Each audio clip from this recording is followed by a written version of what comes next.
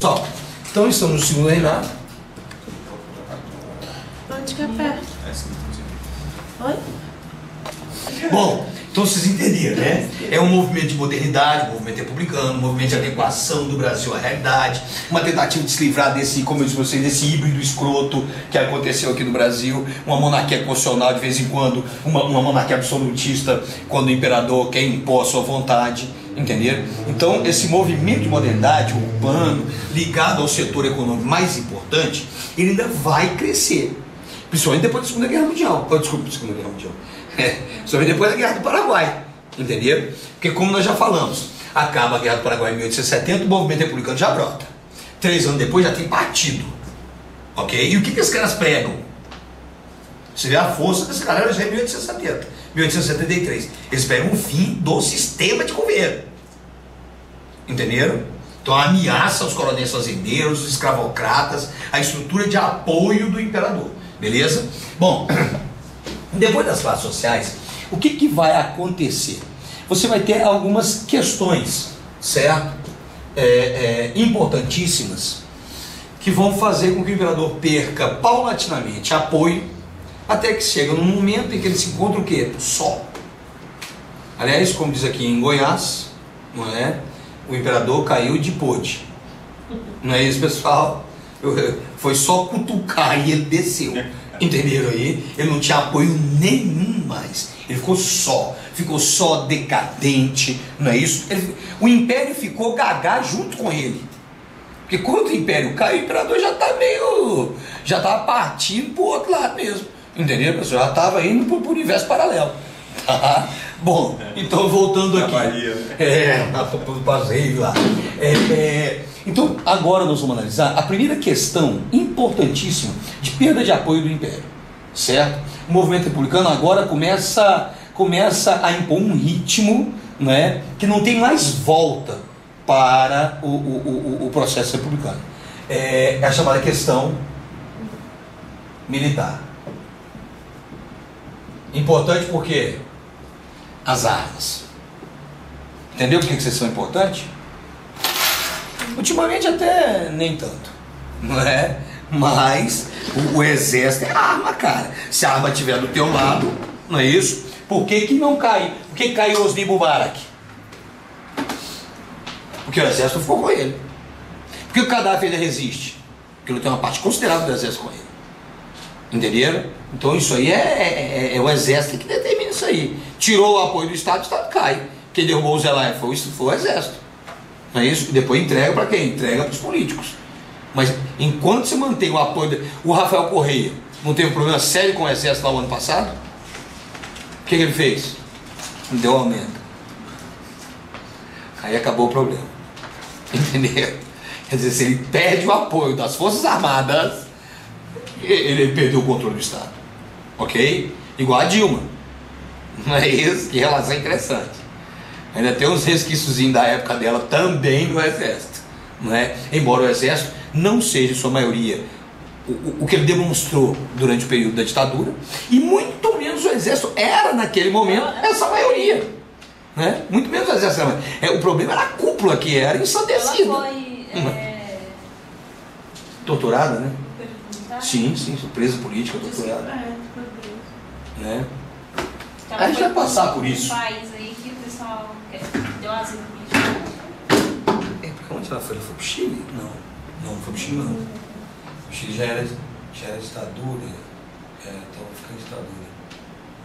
Ela é da década de 70, início da década de 70. Bom, então vamos lá. Questão militar. Quando chegar nela lá, a gente vai dar esses detalhezinhos. Se bem que o edital de vocês deve ir só até a eleição dela, né? No máximo até Lula, não é isso? Só até o fim do Lula. Tá difícil o fim do Não.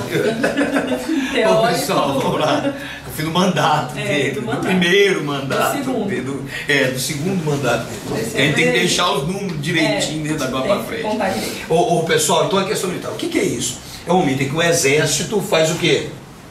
É o momento em que o exército apoia o movimento republicano. O exército passa a ser o quê? Republicano. Ok, pessoal? Entendeu por que o exército vai dar o golpe? Para derrubar o imperador? Não é?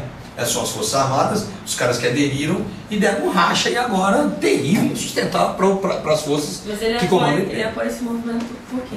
Ele apoia o movimento republicano. A Guerra do Paraguai foi uma esclarecedora para o Exército Brasileiro.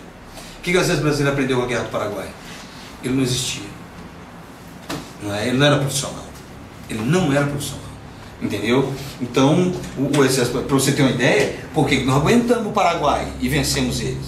Porque a gente tinha negro para morrer e não faltou arma, munição e apoio logístico da Inglaterra. E a Marinha, mas... Sim, a Marinha era a grande força que o Brasil tinha naquele momento. Entendeu? O Exército passa a ser da Segunda Guerra Mundial para cá. Né? Aliás, é a contramão da tendência. Ainda mais nós com esse litoral gigantesco, né? Com essa possibilidade de dar a volta rapidinho para o outro lado, a gente enfraquecer a Marinha, né? E fortalecer o Exército. Ok? Bom, então, o que aconteceu com o Exército Brasileiro? Vai para a guerra, como eu disse, só não perde por causa dos negros para morrer, por causa do apoio dos ingleses. Entenderam? Vencemos a guerra, tá? Mas na cabeça dos generais brasileiros nacionalistas, não é isso? Que tinham o ideal de salvação nacional, que tinham ou não? Por que vocês estão indo para lá? Para salvar nós, pô. Entendeu? Eu não boto fé em vocês, que eu sou frouxo. Primeiro tiro no primeiro matinho que Deus do tivesse. céu. Por isso que a gente tem que ser gente boa mesmo, para não brigar com ninguém. Ideal de salvação nacional. Não é isso? Ideal de salvação nacional. Beleza? O que você vai fazer? O que o Exército vai fazer? O Exército vai lá, percebe que é fraco, volta e vai ter o que na cabeça? Gente do céu, daqui a pouco junta a Guiana com o Suriname e ataca nós com o apoio do Equador e vai dominar o Brasil. Porque nós precisamos de quê? Nós precisamos de profissionalismo para o Exército.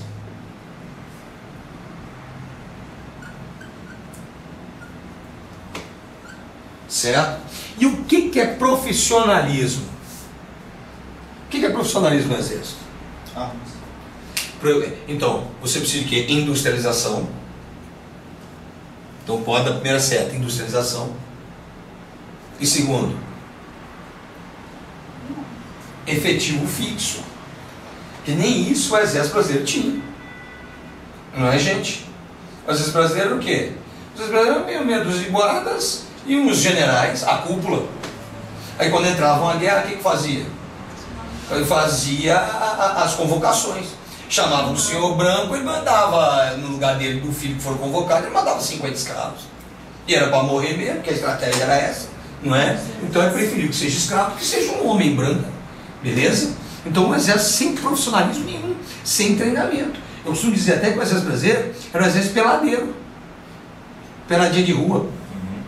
Né? Peladinha de rua forma da hora. Isso é o que mesmo? Industrialização. Industrialização. E efetivo fixo. Né? Não tínhamos efetivo fixo. Rolava uma guerra, você chamava os caras. Olha, o Paraguai é pra lá. Bota a camisa e atira pra lá. Não parece as peladinhas de rua? Entenderam? Igualzinho. Não é? Por isso que teve aquele problema com os negros baianos lá no Rio Grande do Sul, que começou a criar esse estigma de baiano preguiçoso. Entenderam? Porque os coitados chegavam sem preparo nenhum, pô. Os gaúchos fizeram uma guerra de 10 anos. Se tem uma coisa que os gaúchos sabem fazer, é guerra. Entendeu? Os baianos, é axé. Entendeu? Axé mesmo que eles sabem fazer. Mas olha que a minha família tem muitos baianos. Mas o povo lá é preguiçoso. Não, a coisa lá é imprecisa. Eu, assim, para poder ficar mais light, eu acho impreciso o termo melhor. Lá é impreciso. O tempo não tem tempo não. Descansa. Não, você tá na praia, eu ouvi isso lá. Fala, pô, o peixe tá demorando, moço, você tá na praia. Precisa o mar aí. Bom, vamos lá. Eu tô pensando profissionalismo. Eu queria mudar para lá. Vocês entenderam aí, não é? Tem que ter o quê? Tem que ter um efetivo que possa ser treinado. E nesse efetivo fixo, vai surgir uma novidade agora no Exército, tá? Você pode até abrir um parênteses, ou até criar mais um outro tópico aqui, não é isso? Jovens oficiais. Que serão o que no Exército? Serão os tenentes. Não é isso? Serão os tenentes. Beleza? Seremos nós. Exatamente, exatamente. Aliás, hoje, inclusive, né, hoje eu não sei a história do exército, eu sabe pouco, mas logo depois vocês conseguiram fazer o quê? Vocês conseguiram colocar um para ficar sob a coordenação de vocês e treinar a tropa. Não é isso? Seu pai. Não é, pessoal? O sargento. O sargento está na tropa direto. O tenente coordena o trabalho dele. Então vocês arranjaram depois um intermediário. Mas num primeiro momento era o quê? Era oficial, tenente, soldado. Entendeu? E o tenente faz o quê? Cuida da tropa. Um detalhe interessante. Esses tenentes virão de onde? Não é igual a GEB aqui de Brasília, não ouviu falar da Guarda Especial Já de tinha Brasília. as escolas de formação? Não tinha escola de formação. Mas eles vão buscar esse cara onde? Na classe média intelectualizada. Eles vão exigir estudo dos caras. Entendeu? Aí o que vai acontecer com esses tenentes? Você joga dentro do exército um grupo de intelectuais. Num momento político, em que a oficialidade está bem simpática às ideias republicanas. Aliás, enfrentamos uma república, a do Paraguai, e só não nos demos mal por causa da cobertura inglesa e por causa dos negros para morrer. Entendeu? Quer dizer, olha o que a república fez com eles. Olha a república que está fazendo dos Estados Unidos. E outro, gente, até os generais não são mané. Ok? Até os generais. Aqui, embora fossem amigos, não é, do imperador, filhos de amigos do imperador, os oficiais aí do exército brasileiro, mas essas pessoas eram o quê? Eram estudadas, estudavam fora do país, entendeu? Então, uma galera de uma visão mais moderna, beleza? Bom, além do profissionalismo, outra coisa que o exército brasileiro quer, participar do poder.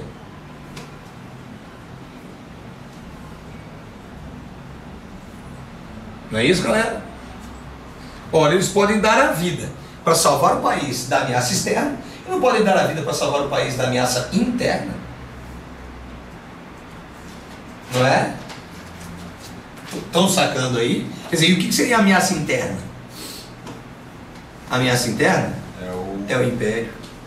São as estruturas imperiais. Aliás, estruturas coloniais, perpetuadas pelo Império Brasileiro. Aliás, em pleno fim do século XIX. Estruturas coloniais. Aliás, em pleno início do século XXI. Estruturas coloniais. Ok, galera? Que doideira, né? Somos a 9ª economia do mundo. Em termos estrutural, temos pôr do sol e sol nascente, Arapuanga, em Planaltina, né? Em São Sebastião, que lá tá trash. Ok, pessoal? Quer dizer, isso aqui, hein? Isso aqui. Você imagina como é que é a Grande Recife. Você imagina como é que é a periferia de Vitória. Ok? Os morros do Rio a gente vê toda hora. Até no cinema. Não é isso, pessoal? Agora, 9ª economia do mundo. Certo? Então, quer dizer, estruturas coloniais que a gente se mantém até hoje. Então, esse cidade moderno, nesse momento, que é o quê? Romper com esse passado. Tá? E um outro detalhe. O Exército agora apoia o movimento republicano. O movimento republicano apoia o quê? O abolicionismo. Não tem fazendeiro abolicionista? Não são modernos? Não querem industrialização? Os intelectuais? A imprensa? Não é isso? Barão de Café. Barão de Café quer o poder só para ele, para poder cuidar do interesse dele. Você vai ver a República Velha como é que é. Não é isso? Era como se no Brasil só existisse uma coisa: café. Aliás, até hoje, como se no Brasil existisse só banco. E a gente pagando juro, pagando juro, pagando juro. Não é isso? A tônica é produzir riqueza para pagar juro.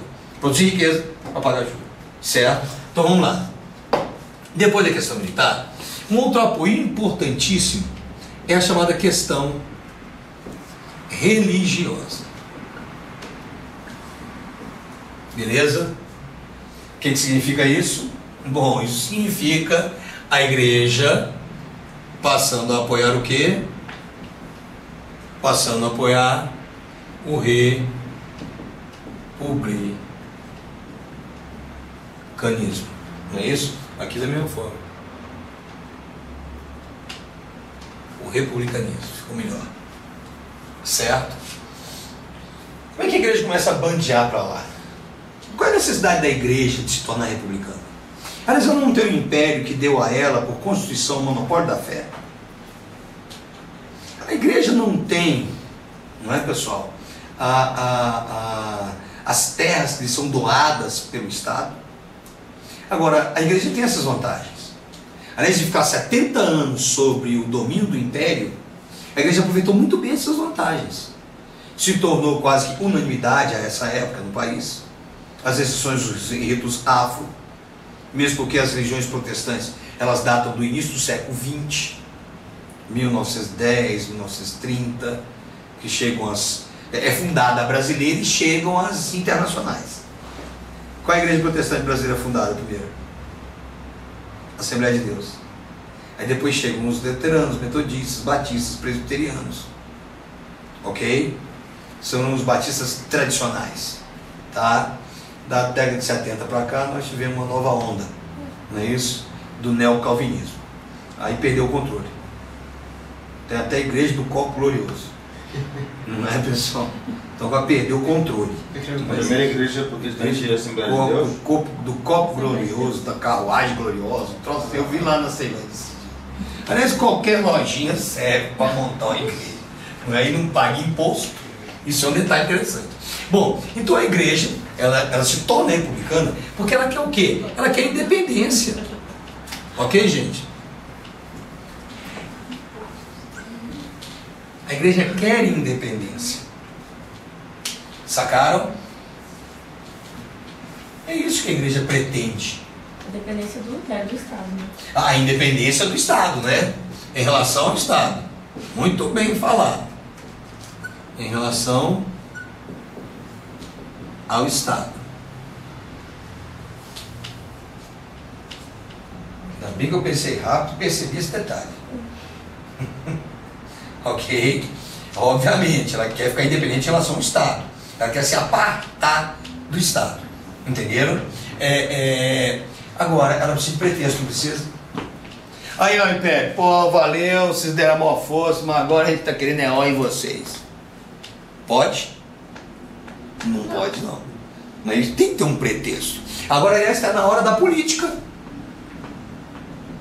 O que é política? De acordo com Maquiavel, um jogo de interesses por trás de um discurso ideológico. Entenderam? Entenderam, meninas? Vocês não entendem, não. São presa fácil demais. Manda um buquê de flor e já está apaixonada. Ó, como é que não saca nada de política? Entendeu? Não, mandou um buquê de flor, fala assim, ó, aprontou, fez alguma coisa. Ou isso, tá vendo aí, ó? Gente, é manipulação. Entendeu? Aquele teu vizinho que te elogia todo dia, nossa, como ficou bem esse óculos, esse reflexo do cabelo tá demais. O brinco foi providencial. Isso é o quê? Isso é política, isso é interesse, ok? Ele não está só apreciando, não, ele está cobiçando também. E se você der uma oportunidade, ele vai tentar. Entendeu? Gente, capitalismo, negócio, como dizem os americanos, estadunidenses, business, não é isso? Business. Então está na hora do business, está na hora da política. Está na hora do pretexto. E qual vai ser o pretexto? Anote lá. Eu já vi isso em algumas questões de prova. Porra, sensacional. Muito bom, muito bom. Questão episcopo. Questão episcopo. Tracinho maçônica.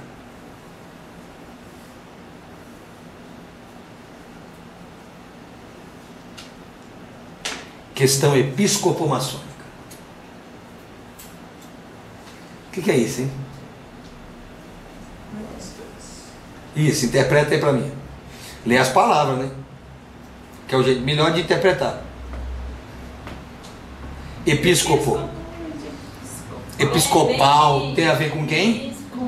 Com igreja, não é? Maçônico. Isso. Então o problema é entre igreja e maçonaria.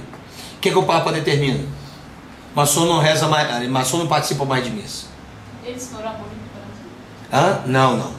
O imperador era maçom? Ok? Aí no Rio, em São Paulo, alguém teve a petulância de cumprir a determinação do Vaticano? Não, e o beneplácito. É o imperador que autoriza, não é? 2 bispos. Bispo de Olinda e bispo de Recife fazem o quê? Cumprem a determinação do Papa. O que o imperador faz? Manda prender os bispos. Se quiser completar, é prisão dos bispos de Olinda e Recife. Sabe onde os bispos? Também tá demais. Mas vão cair. Mas é assim que ele cobra na prova. Não, o nome não está errado, não. Entendeu? Sacou aí? A data e o nome na prova não está errado. Não preocupe com isso. Foi a época em que nome e data deixavam um item errado.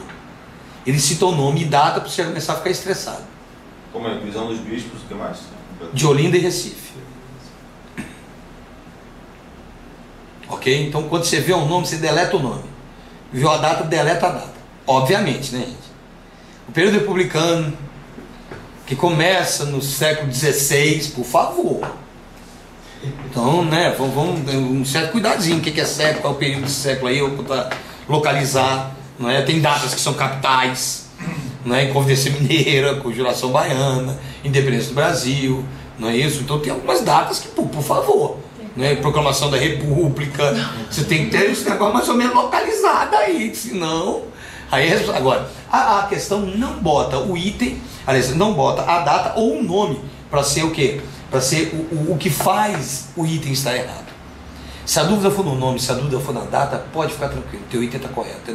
A análise é perfeita, sua mãe, então é isso aí mesmo, pode marcar. Ok? Um avanço, né? Um avanço, você tem que entender o quê? Processo. Você tem que entender o processo. O causa e consequência. O motor da história. É o processo acontecendo. Beleza? Se puder saber os nomes, melhor, né? Se puder fazer igual seu avô, então vai lá. Arranjar o pretexto. Como é que a igreja apoia o imperador que prende bispo? Isso, como diria o Roriz, é uma catástrofe. Não é isso? Não pode de jeito nenhum. Tá? E ainda tem mais. O imperador que apoia fazendeiros que vêm às custas de escravizar os nossos irmãos. Ué, o que aconteceu com o negro? Já ganhou alma? Mas o negro não tinha alma. Entenderam aí? Ó a política. A igreja vai se lembrar até desse detalhe. Até abolicionista a igreja se torna. As novelas que prestam da Rede Globo. Ok? Dessa época aí. Eu não sei porque que eles não pegam a literatura brasileira e saem fazendo novela só da literatura brasileira. Estão fazendo agora, gente.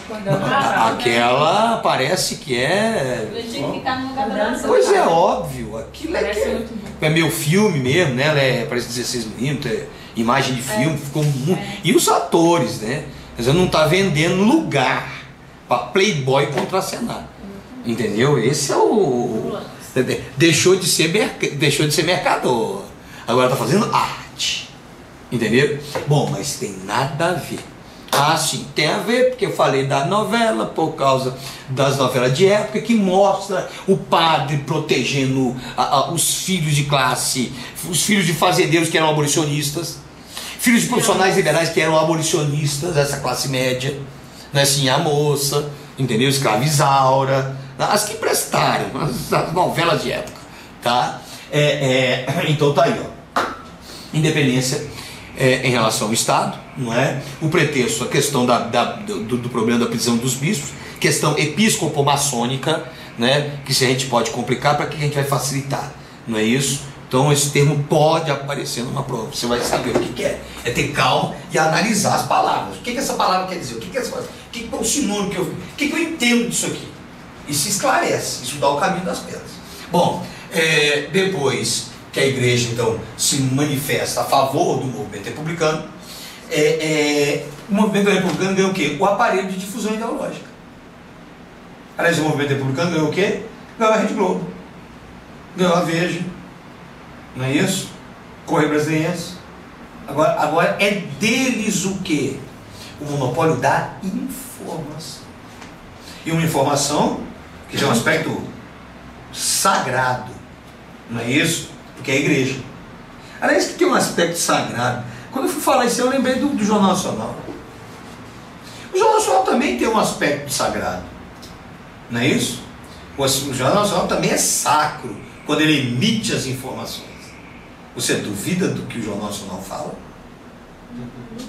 É você. Eu estou no interior de Goiás comentando com o velhinho lá justamente que a notícia do João Solon não tinha nada a ver. E eu fui mandando argumento, o velho inteligente, eu fui engolindo o velho, e quando eu estava destruindo, já que ele abria a boca, dava uma raquetada, rapaz, ele me deu um gancho no queixo. No boxe, chama chave geral, quando bate aqui, ó. Bateu aqui, você só liga lá embaixo. Entendeu? Quando você liga de novo, a visão é de baixo para cima, certo? Ele bateu desse jeito. Sabe o que ele falou para mim? E quem é você? Para dizer que a Rede Globo está errada. Eita porra! Quem sou eu? Para dizer que a Rede Globo está errada. Sou, mãe, um reles professorzinho das periferias. Não é esse pessoal da pequenez do Distrito Federal? Sacaram? Eu falo da Rede Globo, entendeu? Aí, quer dizer, o velho me matou na hora quando ele falou isso. Eu olhei pra ele e falei, caralho, velho, é mesmo, tá vendo? Quem que sou eu? Para falar mal da Rede Globo, não é isso? Então é a visão oficial dos fatos, a visão sagrada dos fatos, não é? E aí os caras falando na televisão, presta atenção, nós vamos explicar como é. Aí esses dias eu vi no William Bonner, que é o chefe da redação, não é? Dizendo o quê? Que aumenta o conflito no Oriente Médio. Na Líbia, então está dando problema no Oriente Médio e no norte da África, né? Aí vem a reportagem.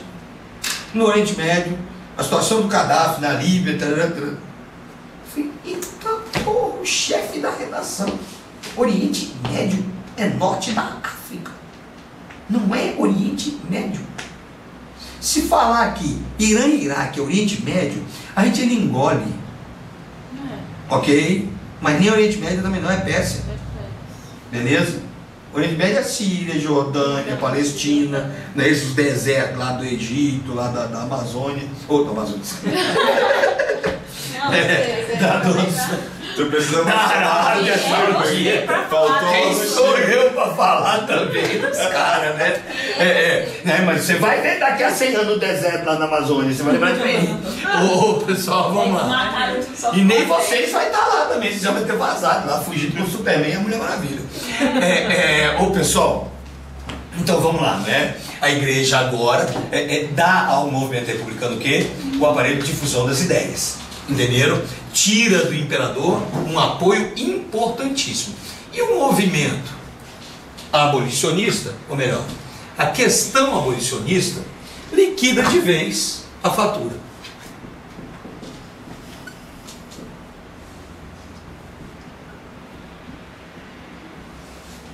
A questão abolicionista. Beleza? Como é que é esse negócio aí? Ô, gente, o movimento abolicionista, como vocês já perceberam, ele já vem forte de algum tempo, não é? É uma tendência do capitalismo industrial, ok? Isso não é benesse de ninguém, não, nem da Inglaterra que pressiona. Isso é uma imposição do sistema capitalista. Por quê? Porque no sistema capitalista você tem que ter mão de obra assalariada para ter mercado consumidor. Entendeu? Se você não tem mercado consumidor, para que aumentar a capacidade de produção? Certo? Então, o movimento abolicionista ele vai ter sucesso no Brasil mais cedo ou mais tarde. A questão da abolição é uma questão de anos, de pouco tempo. Beleza? E por quê? Como já falamos, por causa dessa pressão do sistema capitalista. O sistema capitalista mudou e está exigindo isso agora do mercado. Beleza? No Brasil, você vai ter primeiro esse movimento abolicionista, que conta com quem? Com todos os republicanos. Virou republicano, apoia o movimento abolicionista, tá? E você vai ter formação de grupos abolicionistas. Na região lá de São Vicente teve um famoso, os Caifazes. Sabe o que os caras faziam? Os caras pegavam os caras pegavam os negros das fazendas, tiravam das fazendas, tinham um acerto com os ferroviários, jogavam os caras nos trens de ferro para os ferroviários tirar eles lá do litoral e jogar lá em cima no Planalto em São Paulo. Subir a serra levando os negros na madrugada. entendeu? Para quando o fazendeiro acordar, esses negros estarem muito Brasil adentro, entendeu? E isso é impossível. Começavam a acontecer as fugas em massa, o que a gente viu nessas novelas de época aí, entenderam? Então eles mostram muito bem esse momento do republicanismo, esse momento de queda do império, principalmente envolvendo quase que sempre a questão abolicionista, tá? Além disso, você vai ter pressões externas, como nós já falamos. Quem é que vai pressionar pelo fim da escravidão? Aí vem daí chamar de Revolução Industrial, a gente vai dar nome à personificação da Revolução Industrial, não é isso? Quem é que personificou a Revolução Industrial? A intelectualidade. Não, o país. Exatamente. Ah, tá. Não é? São as pressões inglesas. Que na verdade é o quê? A Revolução Industrial. Não é? Na figura da Inglaterra, que domina o nosso mercado, que é a maior potência industrial e a mais interessada na ampliação de mercados. Beleza? Então, a Inglaterra está fazendo essa pressão. Desde quando o Brasil se tornou independente. Naquele reconhecimento da Inglaterra, uma das exigências da Inglaterra, que nós já vimos na questão Christie, uma das exigências é o quê? Renovar o Tratado de 1810, inclusive que era a questão da aquela questão do camarada que cometeu o crime aqui, tem que ser extraditado para ser julgado lá. Oh meu Deus do céu, do direito constitucional. Extraterritorialidade. Ok? O caráter da extraterritorialidade. E exigiram também o quê? Que o Brasil se comprometesse a acabar com o tráfico de escravos. O Brasil se comprometeu, enrolou um tempão, até que a Inglaterra faz o quê? O fim do tráfico negreiro. A Inglaterra perde a paciência e aprova em seu parlamento exatamente uma lei. Mas com isso, o que eu dizia? Nenhum navio mais poderia navegar? Exatamente, não podia ter travessia mais de escravo. Aliás, na verdade... Mas calma aí, mas daí nenhum país poderia... Nenhum. E aí vem a sua dúvida, né? Como é que o parlamento britânico faz uma lei que vale no planeta inteiro? Até igual os americanos ouvindo. Tá, você mesmo sanou a sua dúvida. Isso aqui, ó, se você quiser até abrir um parênteses e colocar aqui, ó, você pode anotar. Isso significa o quê? Isso significa imperialismo britânico. Poderes não podem, mas podem. Aliás, fizeram. E aí do mané que não obedecesse. E às vezes eram rigorosas. Pegou o navio, liberta a carga, não é isso? Muitas das vezes até no mar mesmo. Não é? Aliás, a cena em Amistade, vocês viram? Pô, eu falei a vida inteira dando aula sobre isso, os navios cheios, chegavam, jogavam os negros para tentar escapar. No Amistade tem a cena. O navio pesar demais, pega uma tempestade. Então tem que aliviar a carga, que tá perigoso. A cena de como é que jogava o negro no mar. Foi tão forte que quando terminou a cena ainda tem uma mulher que suicida. E aí quando até a mulher suicidar, eu acho que o estado de choque foi tão grande que eu não consegui chorar. Mas quando a mulher suicidou, aí eu desabei. Impressionante. Amistade, do Steven Spielberg. Amistade? Isso. Tá? Do Steven Spielberg. Ele é um filme assim meio morno, até o meio mais ou menos, tem que ter uma paciênciazinha. Porque chega o navio com os negros, ninguém entende nada, ninguém sabe o negro, é aquela burocracia de prender esses negros, de ter um julgamento, de procurar alguém para... Aí gente de direitos humanos já aparece, lá nos Estados Unidos, e como é que esses negros chegaram nos Estados Unidos? E é um fato verídico. Tripulando o navio. E com os comandantes do navio presos dentro do navio. Houve uma rebelião no navio e os caras tomaram o navio. E navegaram sem nunca ter feito. Você vê o tanto que é fácil, não é difícil. Entendeu? Sem nunca ter feito, os caras navegaram. Ok? Aí quando chega no meio do filme, arranjam quem? Um intérprete. Quando arranja um intérprete, aí Aí vai contar como é que era a vida na África, como é que eles eram presos, como é que era a feira, entendeu? Como é que era a viagem no Tumbeiro. Não era apelido do navio negreiro?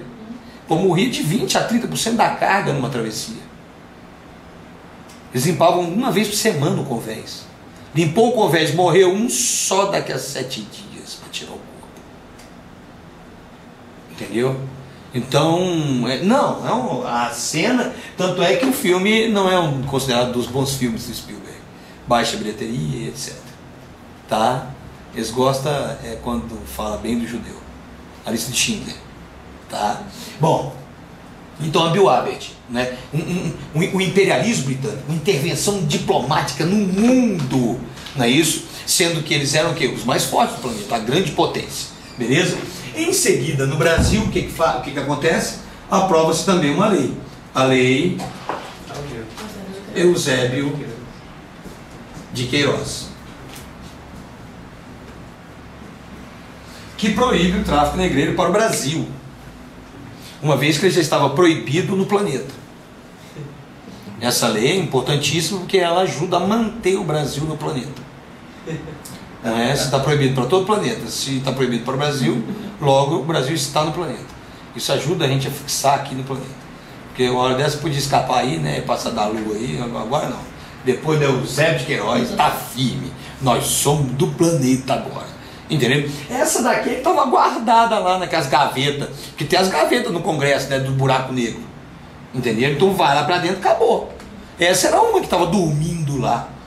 Como nós temos uma há mais de 40 anos que proíbe estrangeirismos, que nunca foi votada no Congresso, não é? Essa babaquice nossa. Office Tower, Resort Inn, não é? Parque Avenue Residence Inn. Que é isso, meu? Não é isso? Como é que pede Big Mac lá na Espanha?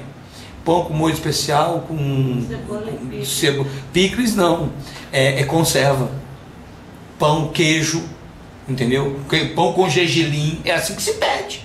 Na Espanha é assim, entendeu? Aqui é X, burger, bacon, salada. Salad. Tinha que ser salad, aqui não, é salada. Então a gente mistura até idioma e exprimindo a nossa breguice aos 4 cantos. Entendeu aí? Então essa lei não anda, tá parada lá, não é que é isso? Não é? Olha os nomes dos caras. Entenderam aí? E a gente não percebe, isso é dominação cultural. Isso é dominação cultural. Tá? Bom, então vamos lá. Depois da Eusébio de Queiroz, está proibido o Brasil o tráfico de negros. Certo? Qual a consequência de proibição do tráfico de negros? Mudança na economia.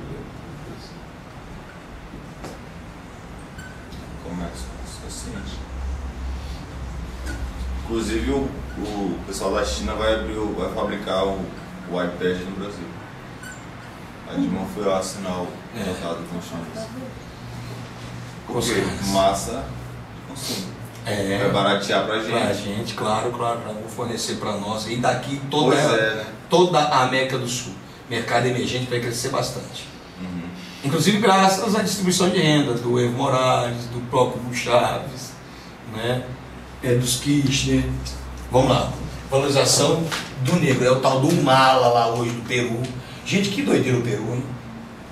O Peru elegeu Alan Garcia, um político que tinha sido caçado por corrupção. Agora está na dúvida se é o Mala ou se é a filha do Fujimori. Meu Deus do céu. Gente, só Jesus na causa. Não é? Só Deus para salvar aquele povo. Que é isso aí? No Brasil é a mesma coisa, professor. Não, mas aqui é disfarçado, né? Disfarçado. Ninguém pegou o Fernando Henrique, ninguém pegou o Lula. Pegaram só o que eles queriam pegar. O Collor. Só o que eles queriam pegar. Vamos lá. Além da valorização do negro, ampliação da escravidão indígena.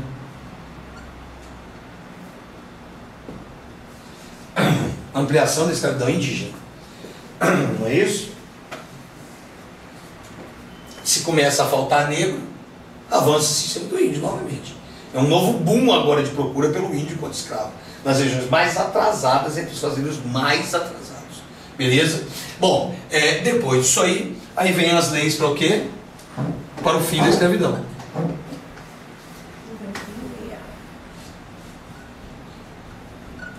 Primeiro, ventre livre. Sexagenários. E a definitiva, né?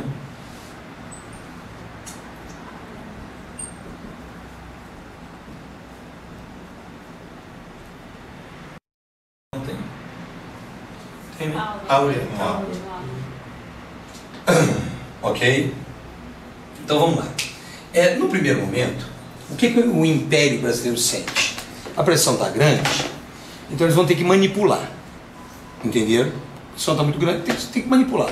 Tem que ganhar tempo. Certo? Lei do ventre livre. Nasceu, está livre.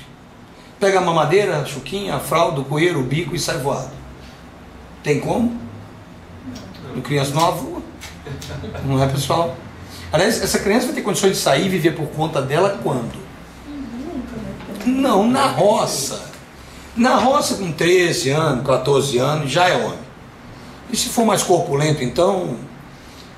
Às vezes até um coitado com 12 anos, se for muito corpulento, já virou homem. Já aguenta serviço, é o que eles falam na roça. Já aguenta serviço, já vive por conta dele. Vai para casa do fazendeiro, de lá vai para outro fazendeiro e some no mundo. Cai no trecho, não é como eles dizem. Entendeu? Só que tem um detalhe. Essa criança ficou 13 anos na casa de quem? Do fazendeiro. Não é isso? 13 anos comendo, bebendo às custas do fazendeiro, embora seja uma lavagem, mas às custas do fazendeiro. Montado no palmado dos fazendeiros. Mas o fazendeiro alertava: menino, manga com leite faz mal, desgraça, você vai morrer. Entenderam? Quer dizer, de onde vem essa história de manga com leite, de fruta com leite? É uma espécie de controle lá da fome dos caras. Época de leite, soca leite para poupar as frutas nobres. Acabou o leite, manda banana, manda goiaba, porque já comeu a fruta. Não pode misturar com leite. Então, depois de 13 anos, não seria justo esse menino trabalhar mais 13 para o fazendeiro? Bom, ele vai ficar livre quando? Aos 26? Mas a lei dizia o seguinte: o fazendeiro libertando ele aos 21 anos de idade, o fazendeiro é indenizado. O fazendeiro perdeu? O Estado está fazendo o quê? Subsidiando, não é isso? O prejuízo do fazendeiro. Aliás, o Estado está subsidiando o prejuízo do fazendeiro. Quem está subsidiando o prejuízo do fazendeiro? O povo. Nós. Quando a gente fala Estado, somos nós. Não é isso, pessoal? Estreitos nós. Não é isso? O povo é que paga isso aí. O povo subsidiando essa proteção. Beleza? Bom, só que ainda tem um outro detalhezinho, que talvez seja a pergunta mais difícil da história do Brasil. Com quantos anos o negro fazia 21 anos? Porque tem esse detalhe, não tem? 26. Ou com 40, né? Ainda mais negro. Negro é uma beleza, branquelo não, tem que liberar rápido. Porque os bichos logo tá acabados, agora os negão não, rapaz.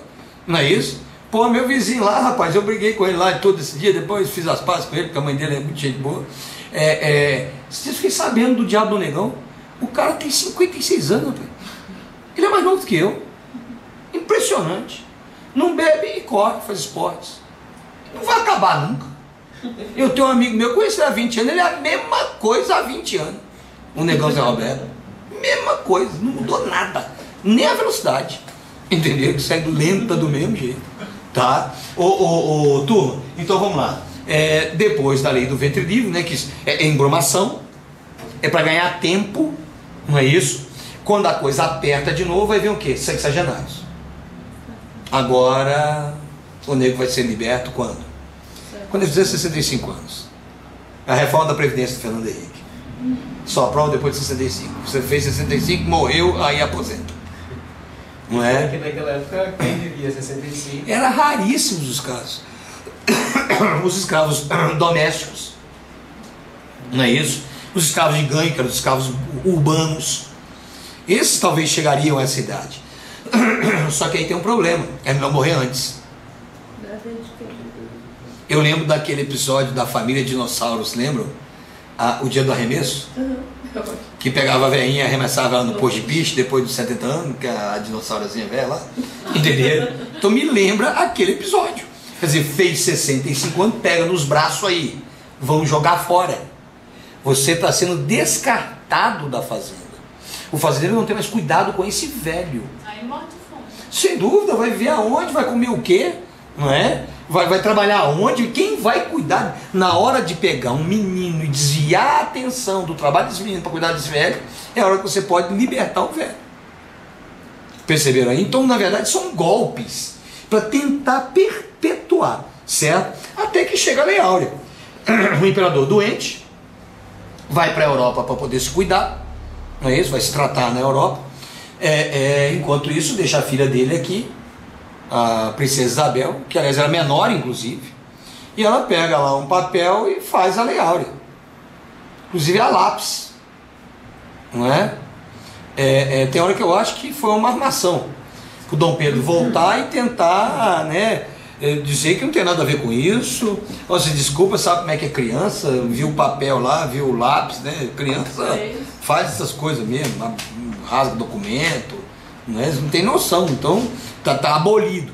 Talvez uma tentativa dele de manter a sua imagem sem ser muito arranhada com esse episódio, entendeu? Uma estratégia que foi inócua, certo? Então a menina assina, ele volta, a pressão é grande e aboliu a escravidão, mesmo porque ele já estava dando conta de segurar, certo, pessoal?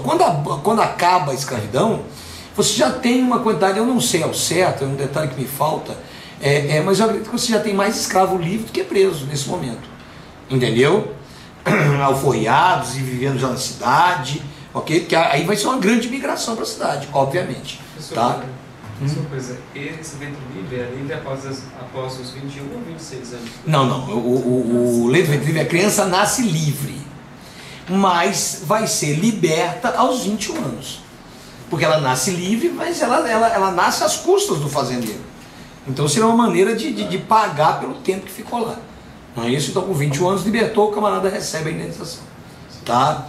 Gente, no meio desse caos todo, principalmente depois da Lei Áurea, que com a Lei Áurea você tem então o fim da escravidão. Gente, o que significa o fim da escravidão, hein?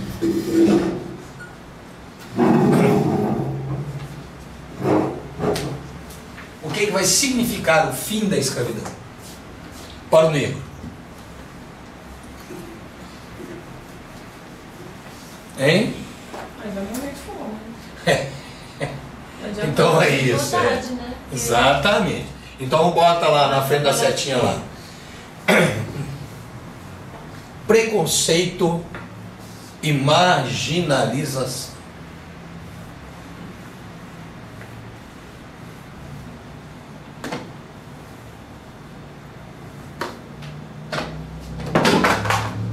E com um detalhe, hein? Antes mesmo da marginalização você já tinha o preconceito. O preconceito não vem da marginalização. A marginalização é consequência até mesmo desse preconceito, né? Porque não deram a ele o quê? Nenhuma possibilidade de inclusão social. O negro não teve essa possibilidade. Simplesmente jogaram os caras para fora das fazendas. Não é isso? Muitos inclusive fizeram o quê? Voltaram para a fazenda e se ofereceram para serem servos. Olha, você deixa eu ficar na senzala, você me serve aquela lavagem, eu trabalho para você. Nossa, não me bate mais não. É isso, se você não continuar trabalhando, se você parar de trabalhar também, eu não dou comida não. Olha como é que a relação está ficando mais moderna. Porque, gente, tem que ser muito burro para manter escravo. Tem que ser muito burro para manter escravo. Entenderam aí? Porque numa relação de escravidão, você depende dos seus escravos. Numa relação de trabalho assalariado, o funcionário depende do patrão. Altera a relação. Altera a relação. Ok? Bom, então vamos lá. O fim da escravidão, se for preconceito e marginalização. Nós tivemos agora, principalmente do Fernando Henrique para o Lula, um avanço muito grande com relação a essa questão de inclusão de grupos, de minorias sociais. Não é isso? Inclusive com relação ao negro. No governo do Fernando Henrique, com a lei de cotas. Ok? Que eu não sei se vocês sabem, está no Supremo sendo questionada pelo Demo. Não é isso? Pelos democratas. Tá? Eles questionam a constitucionalidade dessa lei. Beleza? questiona a constitucionalidade dessa lei. Tá? Então vamos lá. Bom, depois da Lei Áurea, como eu já disse para vocês, o imperador está pronto para cair. Não é isso? Quem vai derrubar o imperador? Então vamos lá. O imperador se tornou o quê? Um velho gaga. É só uma pergunta dos escravos.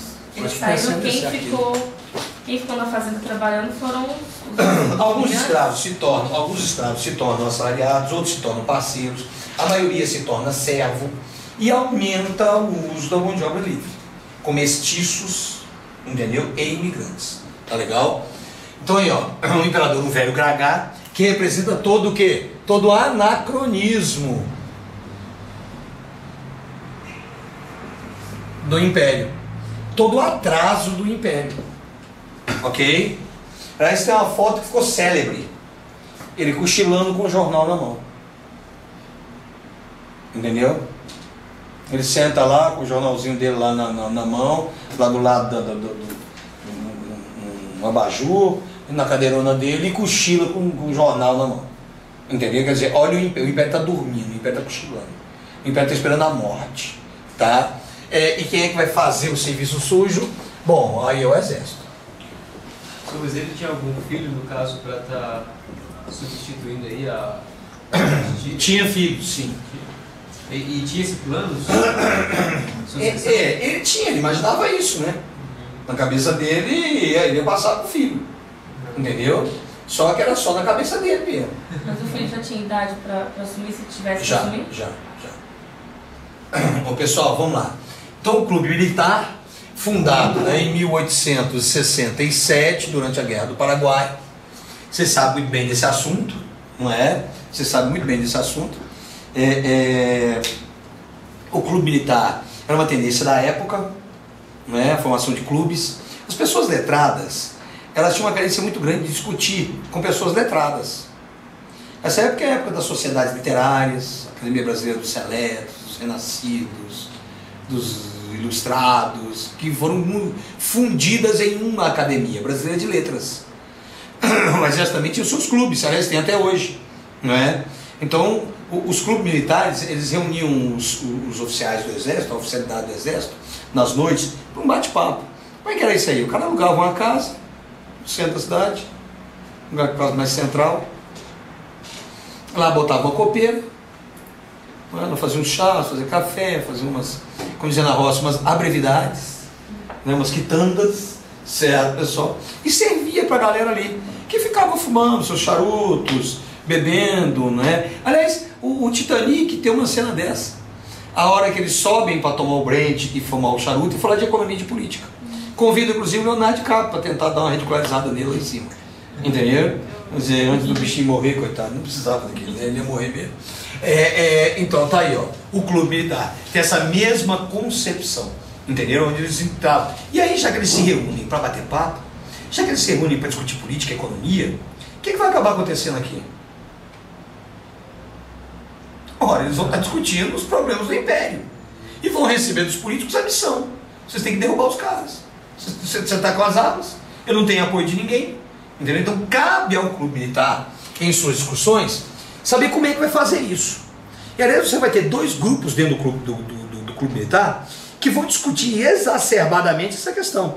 E tinham posições distintas, antagônicas. Você tem um grupo dos revolucionários.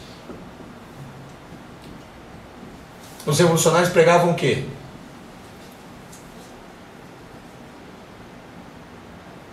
Os revolucionários pregavam que aqui, certo? Você tinha que fazer um golpe militar. Você tinha que botar o povo na rua para poder derrubar o imperador. Um trabalho de mobilização popular que foi reprimido pelos evolucionistas. Que é isso, rapaz? Botar o povo na rua é uma coisa que a gente faz assim, só de vez em quando. De vez em quando. Que a gente bota o povo na rua. Não é sempre. Não é sempre. Entendeu?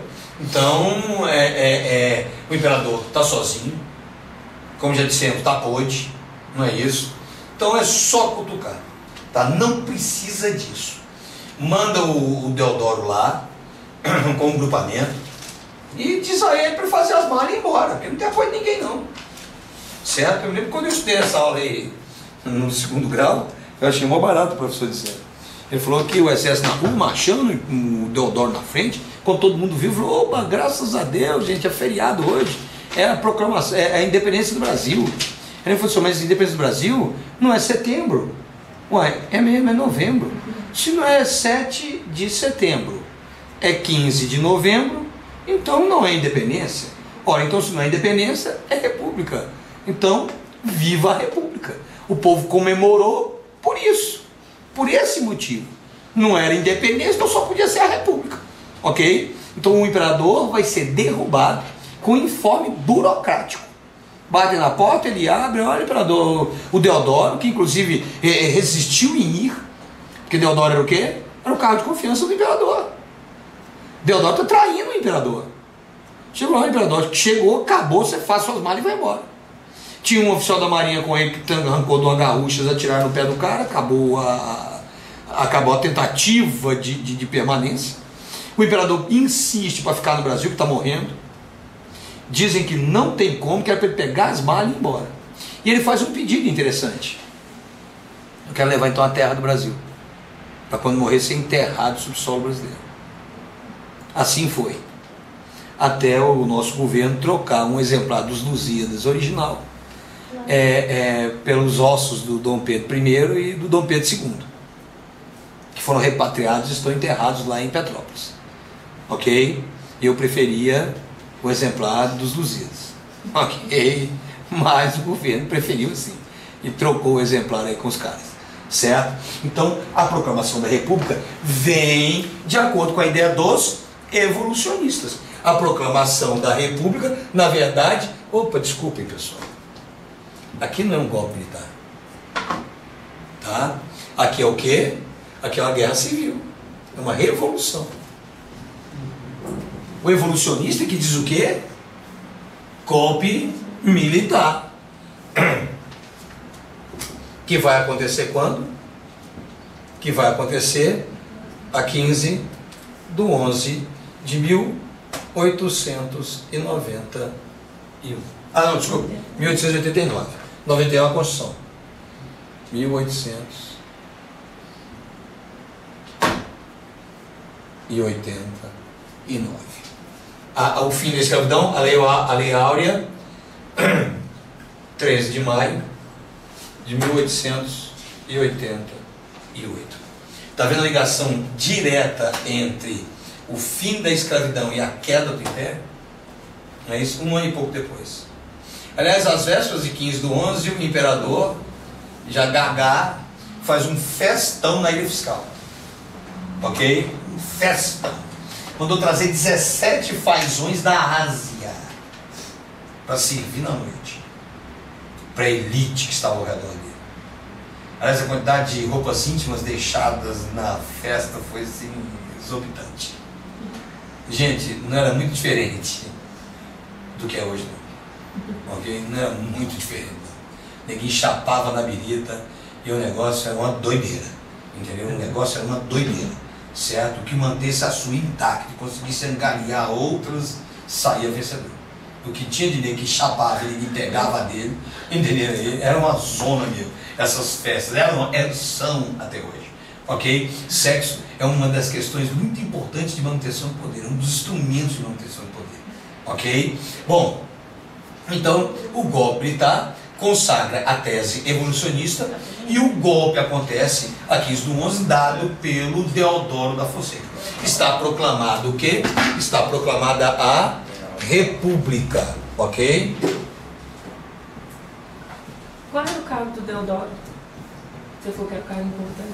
Ele era marechal já, né? Ele era um general que tinha participado de guerra. Marechal Deodoro da Fonseca. Que participou da Guerra do Paraguai. Com o Duque de Caxias. Caxias é que foi o bambambam. É o único título de duque na história brasileira. É ali. O amigão do imperador. Então tá aí, ó, a proclamação da República. Lembrando que o que nós vamos estudar na República Brasileira? Nós vamos estudar as seguintes fases: República Velha. Alguns autores chamam de Primeira República. Eu prefiro República Velha. Certo? Prefiro República Velha. Porque o termo velha já deixa meio claro que a República nasceu doente, contaminada, envolta em seu passado, não é isso? Envolta no passado brasileiro. Porque se você parar para pensar, o que você tem na República Velha? Na República Velha só acabou a escravidão, não é isso? E saiu os escravocratas do poder, só isso. Você tem o quê? Você tem uma monocultura de café em latifúndio para o mercado externo. Você tem a estrutura de plantation quase que intacta, faltou só. E um detalhe: em muitas dessas fazendas, escravo trabalhando como servo. Beleza? Baixíssimos salários. Exploração exacerbada dessa massa camponesa que está nascendo agora. Ok? Bom, depois da República Velha, a Era Vargas. Não é isso que está em toda a prova. Eu acho que eu já disse até para vocês aqui, né? Você divide a história do Brasil em AV e DV. Antes de Vargas e depois de Vargas. Tá? Depois de Vargas, o populismo. A República Populista. Importantíssimo por quê? Porque é o período em que o Brasil vai fazer a sua escolha. Como será o nosso tipo de industrialização? Já que Vargas deixou a infraestrutura pronta para o processo de industrialização. Aí você vai ter a grande dúvida, né? Defendida por dois setores. Um grupo, o grupo nacionalista, que é o quê? Investir em indústria nacional. E o outro grupo, o grupo entreguista, que é o quê? A entrada de multinacionais. Tá? E a gente vai perceber, inclusive, a nossa infelicidade. Foi a tese entreguista que predominou e que segue predominando. Até o Lula, que ficou 25 anos falando mal do entreguismo, é entreguista. Chegou ao poder e se tornou entreguista. Uma das características do governo Lula, do Lula e do Fernando Henrique, a contradição. Porque o Fernando Henrique era intelectual de esquerda. O Lula, o operário, líder sindical de esquerda. Então a elite brasileira e internacional, nos dois últimos presidentes, ele conseguiu fazer o quê? Comprar a esquerda brasileira. Ok? Comprou a intelectualidade de Fernando Henrique. E agora comprou o quê? Um movimento social organizado. Entenderam? A própria Dilma. Uma guerreira que impôs o socialismo. Entreguista. Nem nacionalista ela conseguiu ser. Não estou falando do socialismo, não. Quer dizer, nem o nacionalismo, nem colocar a questão popular em primeiro lugar. A saúde anda um caos, a educação anda um caos, como sempre. Não fizeram reforma agrária. Pô, se esses caras que estão no poder não fizeram reforma agrária, quem fará? Quem fará? Não é isso? Vamos lá. Depois da populista, não é aquela fase romântica da história brasileira, ok? Com Dutra, Vargas, o suicídio, Juscelino Kubitschek, né? Os anos dourados, Jânio Quadros e João Goulart, os anos rebeldes, tá? E aí a ditadura militar, ou como vocês preferem, o período de intervenção democrática. Período sério, né? Isso. Período de radicalização, né, cara? Radicalizou aí, brother. Quando radicaliza, acontecem radicalizações. Porque isso é isso é normal. Beleza? Então vamos lá. Depois da ditadura militar, aí nós temos o quê? A República Contemporânea. Não, que começa com quem? Com o líder da ditadura militar, com José Sarney. Que legal, né, cara? Que legal. Então acaba a ditadura e continua na mão de quem? Dos políticos. Aí saem os generais, que eram mais tensos, porém honestos, e ficam quem? As raposas, cuidando do galinheiro. Depois vem quem? O Collor, que é o ápice do absurdo da elite brasileira. Depois dele o Itamar, aí o Itapior, depois o tão pior quanto, Agora tá tão pior de saia.